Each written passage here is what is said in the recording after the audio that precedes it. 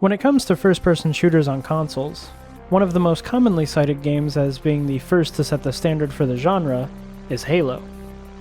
Personally though, I've always seen that title as belonging to Goldeneye, and even more so, to Perfect Dark.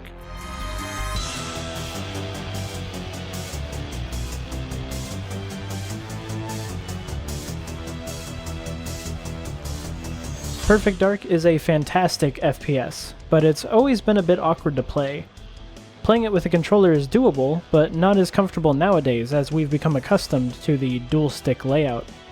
There is a mouse and keyboard hack for playing it on an emulator, as well as a hack that also brings the game up to 60 FPS, but the higher frame rate introduces some bugs.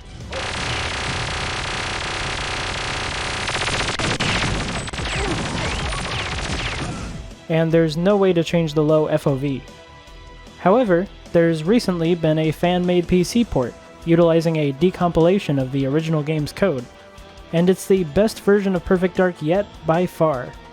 The definitive way to experience a timeless classic, now preserved in the best iteration that it's ever had.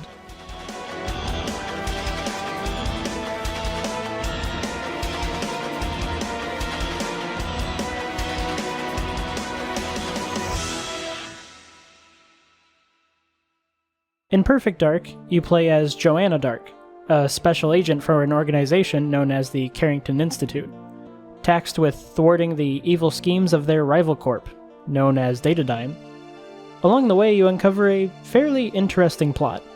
It mostly plays off of goofy spy movie tropes, but it has enough twists and fun characters to be plenty entertaining.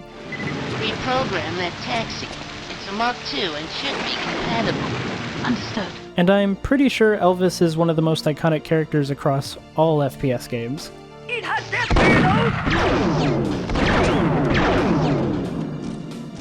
payload! Perfect Dark was developed directly after Goldeneye. The team at Rare wanted to make a sequel with mechanics and concepts that wouldn't fit as well in a Bond-like setting. So it was a bit of a blessing when they were outbid in the auction for the license to make more James Bond games. With this result, they got to work on an original title using the same engine that they had developed for Goldeneye. Some of the features that the team thought that they wanted didn't make sense in the Bond universe. We got outbid, dramatically outbid. So it's like, fine, take it. We're going to take this, we're going to make the game they really want to make. Something very interesting about Perfect Dark's development is that it was fairly loose. It wasn't carried out like a standard production with constant meetings, hard set release dates and deadlines. They were just left to make something on their own and trusted that it would be ready when it's ready. We didn't have a production manager or a schedule or weekly meetings or monthly meetings or, as far as I can remember, any meetings whatsoever. People would just do things they thought were cool and would work. We didn't have the commercial pressures of milestones and deadlines that drive so much of game development these days. We were pretty much left to it and expected to make the best thing that we could. It's certainly a stark contrast to how most high-profile games are developed now, and it resulted in something really special. It was also their final release for the Nintendo 64, and I'd certainly say they went out with a bang. So what exactly is the gameplay of Perfect Dark? What sets it apart from other first-person shooters? Well, I think the most significant thing is the mission structure. Every mission in Perfect Dark is essentially a handcrafted spy movie scenario, and they're typically pretty open in their design rather than being super linear. It's similar to an immersive sim, and might very well be the first of its kind on a console, alongside Goldeneye of course.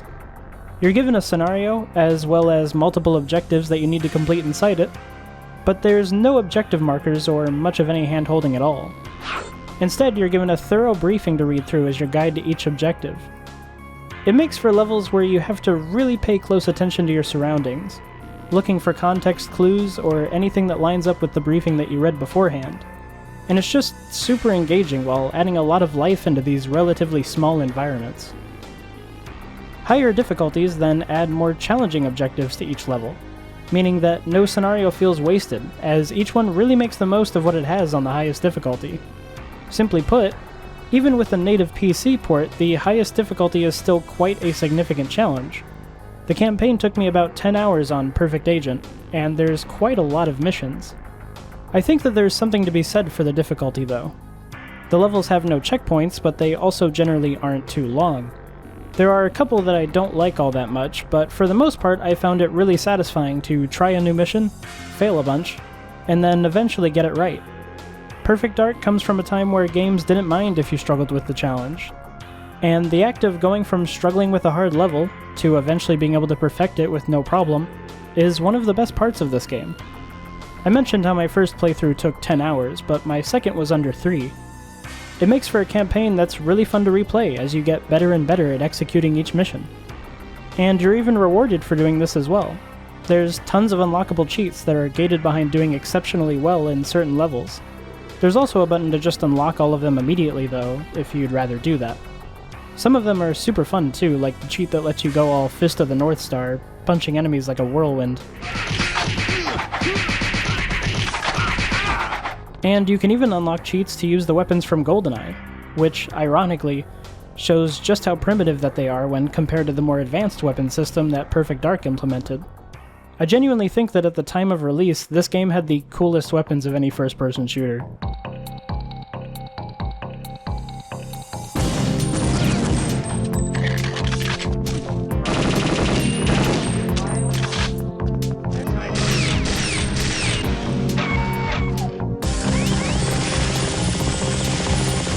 Every weapon in Perfect Dark has 2 firing modes, and each weapon feels uniquely suited to different uses or situations. It's actually insane how many weapons that there are while they all still manage to feel worthwhile at the same time. It doesn't feel like any part of the arsenal is wasted or lacking in options. There's also some really brilliant ideas in here that I haven't seen in any other shooter, and a lot of stuff that might have been done for the first time ever here. For example, there's a rocket launcher where you guide the missile yourself as it flies. And I don't think any other game did that before this one. Other great alt-fires are the one where you throw a gun to turn it into a landmine, or where you throw a different gun to place down an auto turret that fights for you. That auto turret gun is also meant to be a rifle disguised as a laptop, and I just love that concept. It fits the spy thriller theming so well, and it looks really cool. The Falcon might also be the best sidearm I've ever used in a first-person shooter. Perfectly accurate, a quick reload, and a wonderfully snappy animation for doing it. This one weapon has 3 whole variants, and all of them feel great to use. One of those variants is a scoped version of the Falcon, and Perfect Dark has a really great system in place for weapons with a zoom function. See the box around the reticle there? That's actually showing the exact view that you'll get when zooming in with a weapon. And it's just one of many great examples of this game's brilliantly elegant design. Another great example of Perfect Dark's elegant design, and how it adapted its systems to work well on a controller, is the quick menu. You can pause the game at any time to access your inventory and equip something else, or activate a toggleable gadget. This is a nice feature, but there's another way to manage your inventory as well. Simply hold a button, move the selection over to what you want, and release the menu button. This is one of the most slick implementations of this kind of menu I think I've ever seen in an FPS. And what's even cooler is how nowadays, tons of shooters have these sorts of radial selection menus.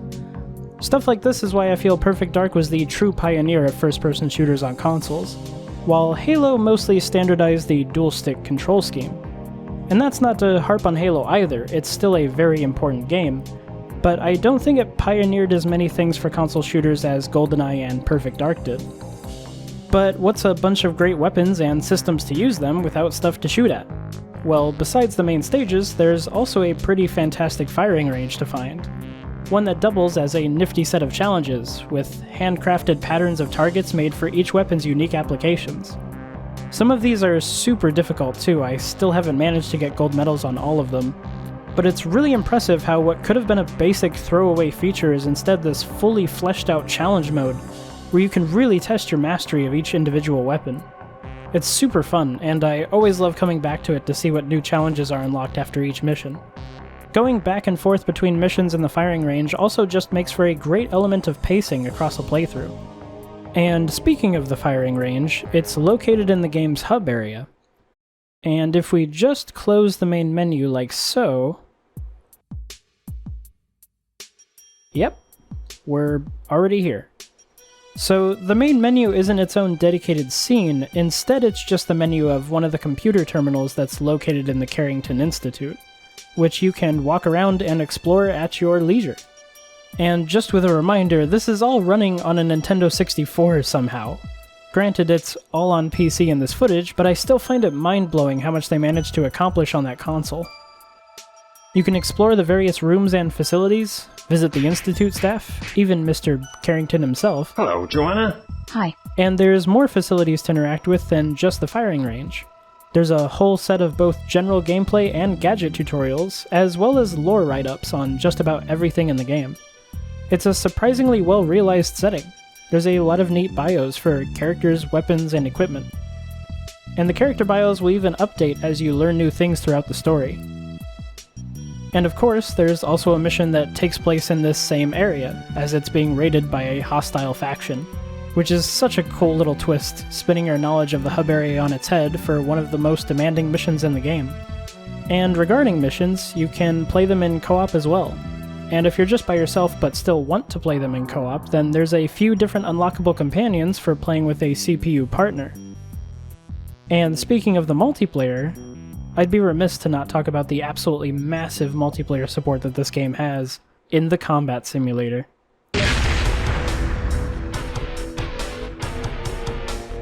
The combat simulator is Perfect Dark's primary multiplayer mode. It's a whole suite of various ways to play which can all be extensively customized. There's versus modes with customizable teams, weapon spawns, and some general settings like turning off the radar. You can even add in bots with unique behavior to pad out the number of players to contend with. And of course, there's multiple maps to choose from. You can even change the music that plays during matches. On top of this, you can also customize and save player profiles, which keeps not just your settings, scores, and name, but also your customized player model. You can mix and match any character's head and body, which can result in some pretty goofy looking player models at times, but of course that's also just part of the fun. When you first enter Versus mode, you might notice that the selection seems a little lacking, and that's because they're unlocked in the Challenge mode. There's an entire set of 30 challenges to complete, and as you complete them, you'll unlock more stuff in the Versus mode. You can even play all of these challenges in co-op as well, up to 4 players, while the campaign only supports 2. One of the coolest modes in the game, though, isn't even in the combat simulator. Instead, it's something in the main menu called Counter-Operative mode. In this mode, one player tries to complete a campaign mission, while the other player takes control of the nearest enemy. They remain playing as that enemy until they either die, or take a cyanide pill that forces a respawn as the next nearest enemy. This is such an insanely cool mode, and I'm not even sure if I can think of any other games that I know of that do this sort of thing. And one of the best parts of all of these multiplayer modes is that with the PC port, there's now online support for all of them, cementing the PC port for me as the true definitive edition of Perfect Dark.